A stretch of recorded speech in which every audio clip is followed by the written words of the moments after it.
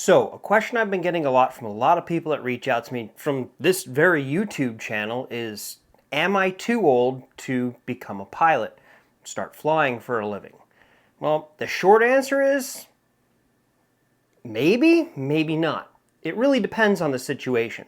So let's not waste any time. Let's just jump right into it.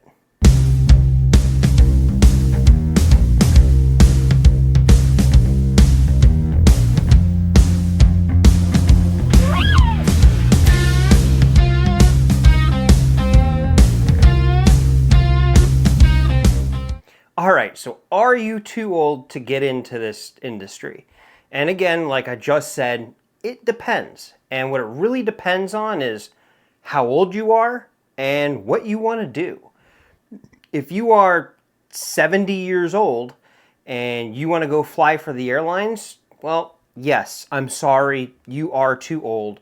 Currently, the cutoff age for mandatory retirement for airline pilots, which is Part 121 flying, is 65. There's talk of it going to 67. Who knows if that's actually going to happen or not. But right now the cutoff is 65. So if you're 70 and you want to go fly for the airlines, yes, you're too old for that. But are you too old to become a pilot?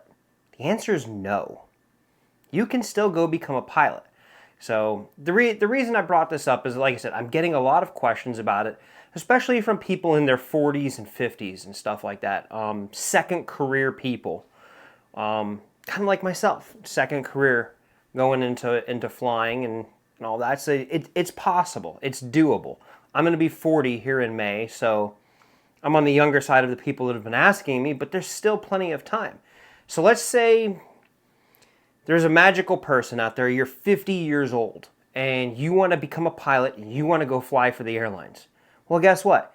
You got 15 years before they mandatory retire you out of the airlines. So even if you get all of your ratings, you take your time getting there, and let's say it takes you 5 years to get to Delta, American, Southwest, United, Alaska, wherever it is you want to fly. If it takes you till you're 55 years old, guess what? You got 10 years that you can do that career. And then after that career, when they mandatory retire you, they don't take your pilot's license away from you. Pilot's certificate. I'm sorry, people are going to roast me in the comments. I call it a license. It's technically a certificate. Sue me. But you can go fly Part 135.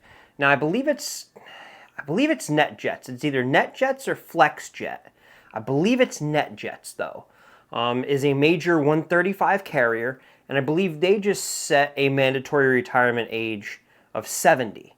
While the other one I don't believe has one. But there's hundreds of Part 135 operators out there, charter jet flying, that don't have a mandatory retirement age.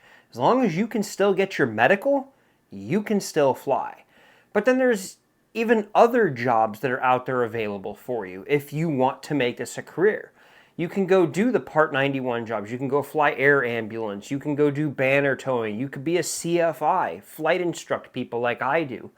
There's no age limit for any of that stuff. The limit is the medical. As long as you can pass your medical, and even if you switch to basic med, as long as you can pass that and maintain that, you can go fly. But then I get reached out to by other people too. They're just curious, am I too old to fly? And I ask what they want to do, what their mission is going to be. And it's, well, hey, I want to learn a new skill. I want to be a pilot. I want to fly my family around on weekends. Maybe it's maybe they live in Orlando and they want to fly to Miami and they want to make day trips. Well, I mean, Miami's from Orlando, roughly 4-hour drive. You want to make it a day trip, that's a long day. That's 8 hours in a car. But if I have my own airplane or I rent one, it's an hour and a half flight in a small little piston airplane, depending on what you're flying. So that's 3 hours a day that you're just flying back and forth. You've just bought yourself an extra 5 hours on that beach in Miami for your day trip. And I get a lot of people that asking for me to train them that want to do just that. And guess what? It's the same answer.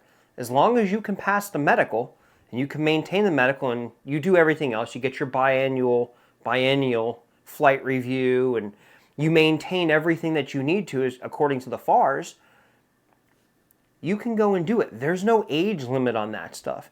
There's people at flight schools out there, I'm not going to mention names of flight schools or people, but I know a person in his mid-70s that just got his private pilot's license because he wants to fly around on the weekend. He just wants to have fun. You can go and do that. There is no age limit to that stuff. The only age limits come in is when you're doing mostly Part 121 operations for your mandatory retirement age of, again, 65. They're talking 67. But right now it's 65. And then the one, again, I believe it's NetJets. Correct me in the comments below if I'm wrong and it's FlexJet. But I believe it's NetJets set theirs at 70.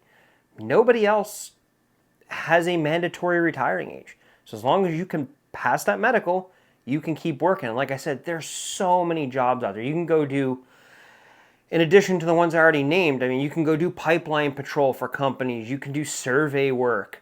You can get into ag flying, crop dusting fields. And with crop dusting fields comes a level of excitement because you're flying low to the ground, usually pretty fast. So you're getting into some, you're pulling some G's, doing some turns and stuff out of there. I mean, I've never done it, but I've witnessed some people do it, and it looks like a ton of fun. But then there's the other aspect is you can get into aerobatic flying. You can go to an aerobatic flight school and you can learn to fly those planes. You can learn to fly those maneuvers, and who knows, build yourself up to a career flying aerobatics in air shows.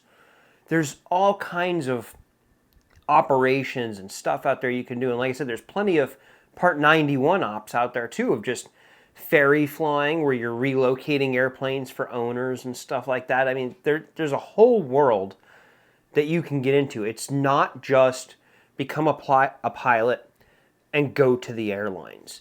That's what a lot of people, myself included, thought it was when we got into this, and that was my goal when I got into this, was go to the airlines. Will I go to the airlines when I get my 1,500 hours? At this point, had you asked me when I first started, the answer was a definite yes. That's where I'm going. If you ask me today, I don't know where I'm going. I thoroughly enjoyed my aerobatic experience when I went and did that at Patty Wagstaff's aerobatic school up there in St. Augustine, Florida. That was a blast. And then everything after that, just flying like point A to point B, became boring to me after that. So I don't know where I'm going to personally end up, but I'm going to keep filming my journey and everything else. I mean, because who knows where this industry can take you. But again, a lot of people don't know the whole other side of aviation with all those different jobs that are out there. And I didn't even bring up cargo flying. There's a ton you can do on the cargo side, just flying boxes instead of people. There's even like FedEx, they fly animals and stuff too. So I mean, like circus animals, animals for zoos, like all that's out there. There's a world of opportunity that not a lot of people know about when they get into this industry. So definitely research what it is you want to get into and see if there is a maximum age where they mandatory retire you. And again, it's the 121 world, and then one operator that I'm aware of in the 135 world. Anything else in 135 or Part 91, there's no age limit. So to answer the question is, are you too old to start flying no matter how old you are sitting there watching this video today? Odds are, the answer is no. But that's all I got for the video for this week to answer that question that I've been getting pretty regularly. So I will see you on the video next week. Have a great day.